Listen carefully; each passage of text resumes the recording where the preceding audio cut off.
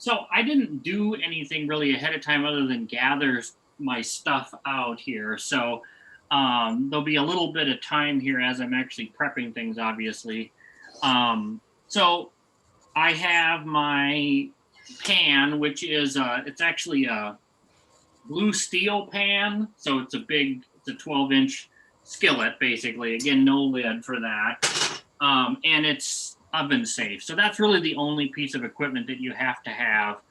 And I also will just be using a saucepan to heat the broth or to keep it hot so that when I'm adding it, it's already close to boiling at least. And then to start off with, I'm just going to turn on the oven to start heating it to 500. It goes all the way to 500. Yeah. So it's it's a pretty hot. It'll give your oven a workout. It's good to do this in the winter and not in the summer. Mm-hmm. So I'll start that heating because it takes a while to get started, and then I'm just going to start heating the pan on medium and put some olive oil in the pan. And I think it says 2 to 3 tablespoons, something like that. 3 tablespoons. I just kind of eyeball it, really. You're my kind of chef. Yeah. That's exactly what I do. I'm just like, that's a teaspoon of vanilla. That's a tablespoon of oil. Yeah, I'm better about some measurements than others. If I was baking something, I'd be a lot more accurate, but you can't go too far off with olive oil. So, and then I'm just going to start prepping my onion here so I can dice that up. You could probably cut it any way you want it, but I usually dice it fairly finely, in part because there are certain little ones that live at my house who occasionally say they don't like onions, but if they can't identify the onion, they can't complain. So I was going to say that was my first thought is it's because you have kids. You cannot have anything other than like the most minute piece of onion. Yeah. Or they pull it out and go like, this is disgusting. Yeah. He has a very sharp knife. And I have never done an onion like that. So I'm lurking behind the computer right now, and I'm going to say this is one of the things Chris taught me when we got married, and it is the best way to chop an onion. I do it that way. Yes, look at that. No. Okay, so I think, look at how fine you're getting that dice. Yeah, and it gets pretty even then too. So you do it that way. So you do it. I do it horizontally. And you got to keep your fingers flexed. Yep. So that, otherwise, I have nicked the end of my pinky finger with it before, but only once or twice. So, and then horizontally, you don't want to go all the way through. So the root end of the onion here, I left whole, so it's kind of everything together until you get to this way. And you can actually do this with potatoes and things as well. As long as you don't cut through all the way on the end, it kind of holds it together for you. And then I usually just toss the end where the root is. Right. So that's pretty much good to go then. See if my pan is hot yet.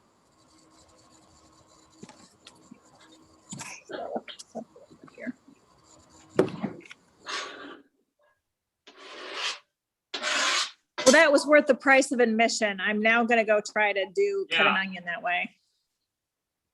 So Dave, for my Christmas present, got me I've had the same set of knives since my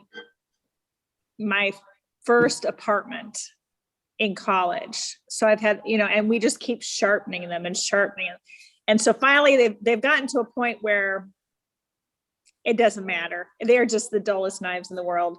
But so Dave got me 2. I mean, I get giddy. I can cut like the thinnest tomato slices. wafer thin cucumber bits, tiny onion dice. It's really exciting because this is my life. Yeah.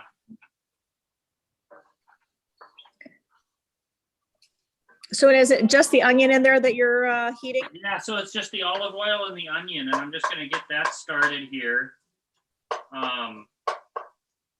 While I'm doing that, I'm gonna get started heating up my chicken broth, and I'm just using one of these concentrate broths, and I have a hot water kettle, and so I've got close to boiling water still.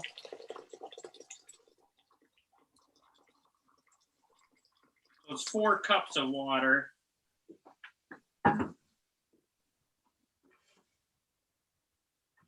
Papa, you chopped the onion. Oh, I did chop the onion. You wanted to help chop onions, didn't you? Yeah. You want to, you know what you can do? You can cut the chorizo.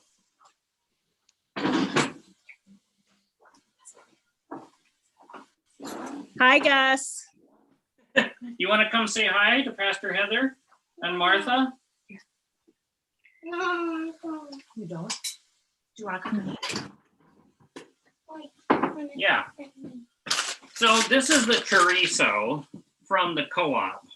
Okay. And I don't know if it's always come in the bag. I don't remember the bag always being there. But anyways, Palacios, is that how you pronounce it? Palacios. Palacios.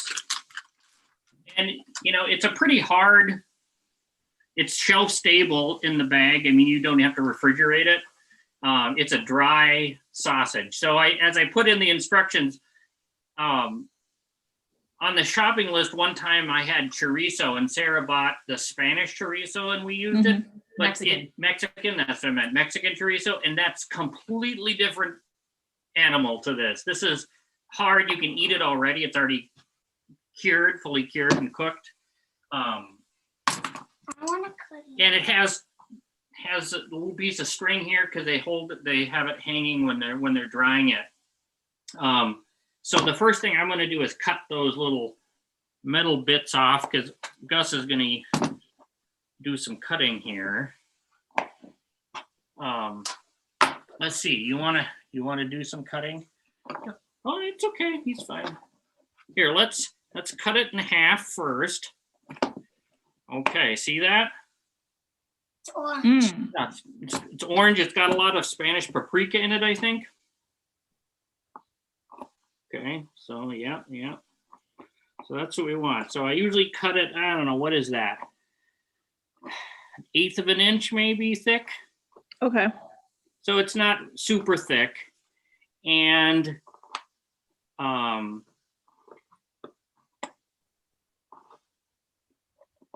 okay, you always want to keep the blade parallel to mine at the same, straight up and down with my fingers so you don't cut my finger off, okay? Or your own for that matter. I will say sometimes when you get it, it's also got it looks kind of like white mold on the outside, and that's perfectly fine and edible because the first time I saw that, I wanted to double check that. And that's natural from the curing process. So if you get it home and it looks like it's moldy, that's fine. It's like cheese, I guess. Is it in a casing? It has a natural casing, and I just leave it in the casing because if you try to take it out, it's so stuck on, you can't really take it off. And I don't really even notice it when I'm eating it. So if you were, if it bothered you, you could probably take it out. But You can do What? the rest. you want me to do it? You know, Okay. I just want to watch. You just want to watch now? Me. And you I can like your smell hat. the smoked paprika as you're cooking this, or cutting it, I should say. Oops, that just fall down. My chef hat. Mm-hmm. Yeah. Do you know Mackenzie has one of those, except hers is red. Oh. have a white one too. Oh, Okay, so that's cooked, or cut, I mean. The onions are just starting to get brown along the edges. Yeah, that's probably a good idea. Take that away. What's That's a sharpener. We don't need to use that though. It's for the knife. So the original recipe calls for arborio rice, which is a Spanish short grain rice. You can also use sushi rice, or I usually or quite often use medium grain rice, because that's sort of the shortest you can find at the grocery store that's inexpensive. If you go down, if you've ever been to the Springtown grocery store down in Kelowna, that's where I got it, and it is way cheaper there than any place else in town. You can buy arborio rice at some of the Hy-Vees, but you almost need a second mortgage, I feel like. sort of like the saffron. Yeah, Yeah, sort of like the saffron, only for some reason I have a harder time buying rice that's that expensive than saffron. I don't know. But we got Girl Scout cookies out there. so we need 2 cups of Yum. rice.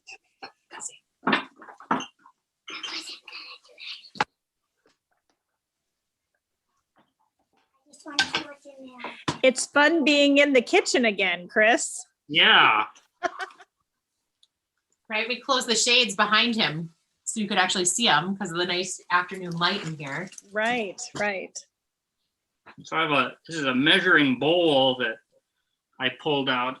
And so I've got 2 cups of that arborio rice, and I'm just gonna dump it right in with the olive oil and the onion.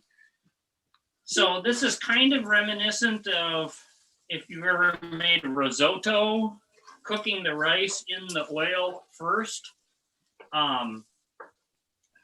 And Look at the meat. the rice will start to get kind of glossy as it absorbs that oil, and it'll start to eventually give off kind of a nutty aroma. So I'm just sort of heating this over medium heat. Might put the heat up a little bit more. Mommy, can you get me And some water? put some saffron in my stock over here so it can start to steep.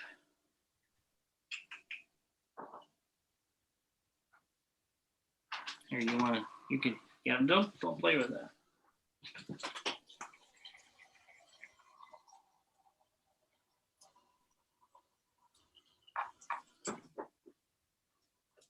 What is it for, Papa?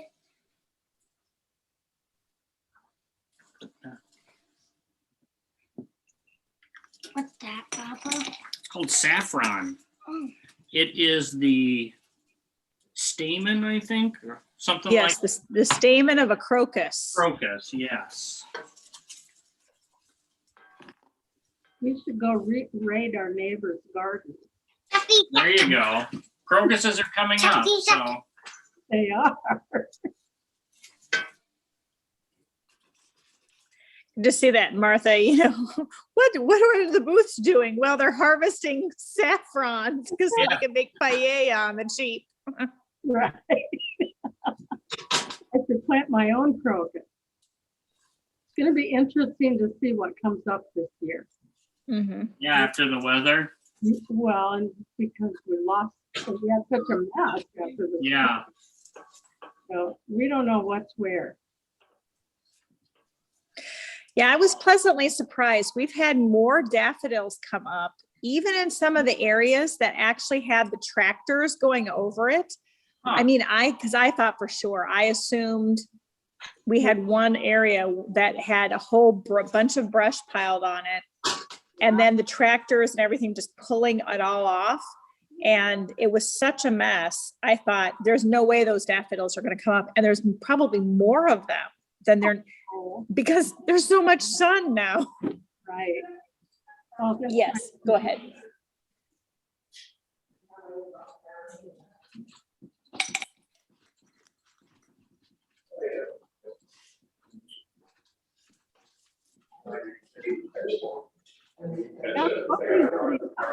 is it just making that noise? You're squeaking. Yeah.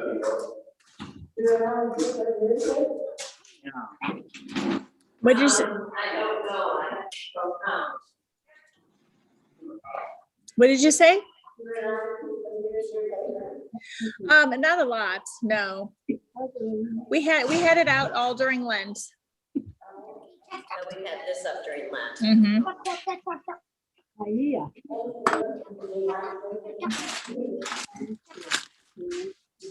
Oh, yeah, I want to cut them.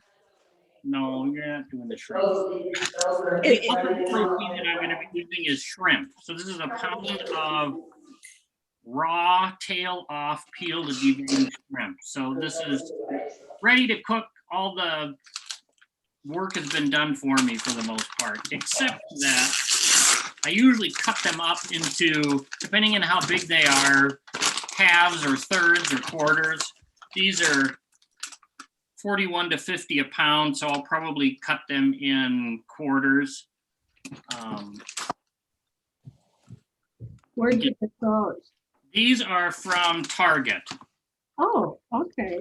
So And I'm convinced that Target has the best deal on shrimp. yeah, Sarah is convinced that Target is the best for shrimp. It's good to hear. Well, let's see, that's a third, I guess.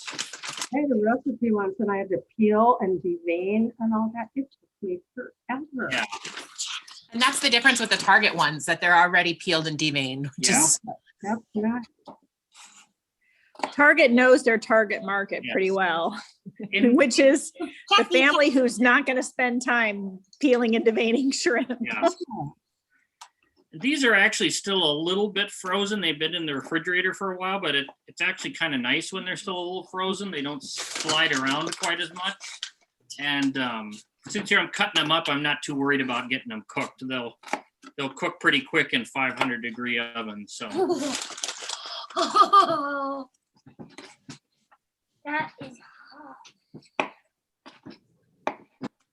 I'm just sitting on them.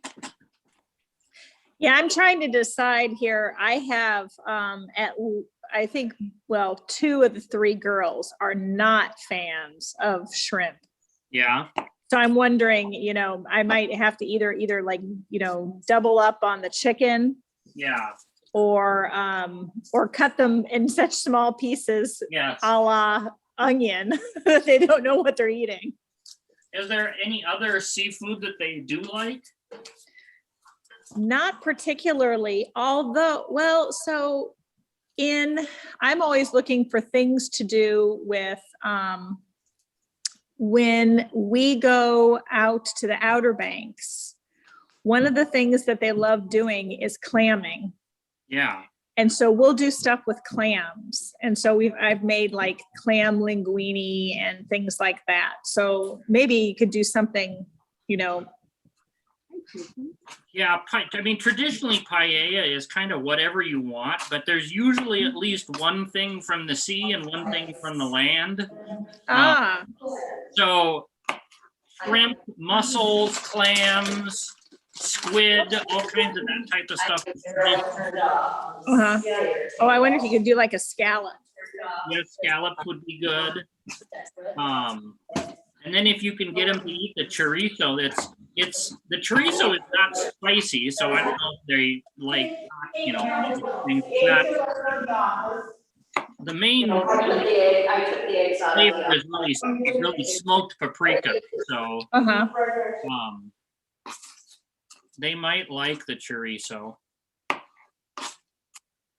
Just looking. And then I'm just checking what's in. as I said, you can do something like boneless, skinless turkey or chicken, to have another land creature, sort of. Chicken is pretty traditional. This is a very simplified version. Usually they have, many different things added, and so that's part of the reason why I actually tried this, because I didn't want to have to buy 14 different proteins and stuff, and it's pretty good. so the rice and onions, is that mixture still on medium? It is. It's on me. I just turned it off because it's starting to get a little bit brown. There, I wasn't communicating. I just did it without thinking. But yeah, so it's starting to get a little bit brown, and so I just turned it off. I'm just gonna leave it there and kind of watch it so it stays warm for now. When I'm done getting all these shrimp cut up, then I'm going to start adding the stock to the rice, and then throw in the protein, the shrimp and the chorizo, and I'll throw in some frozen peas because I like frozen peas in it. You could put in other types of vegetables, I suppose, but peas are quite common.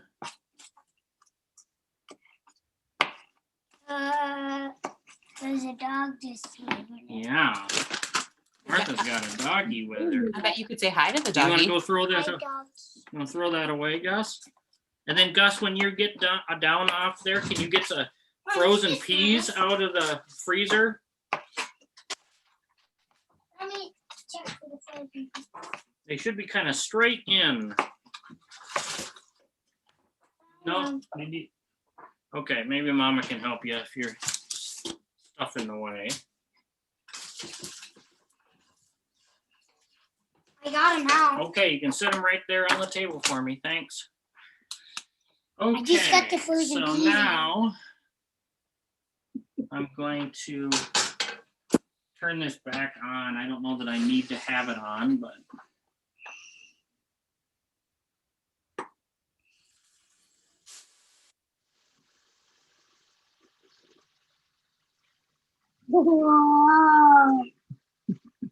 I don't see how all that's gonna fit in the pan.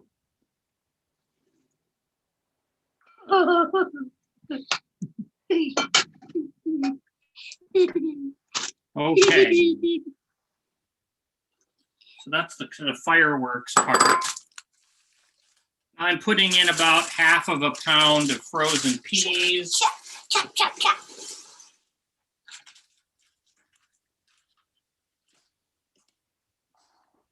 We're gonna put in the shrimp. So now we're putting in the shrimp. I think you're right, Martha. It's gonna be a close one. I know. I'm gonna get the pan I use. Hold on just a second.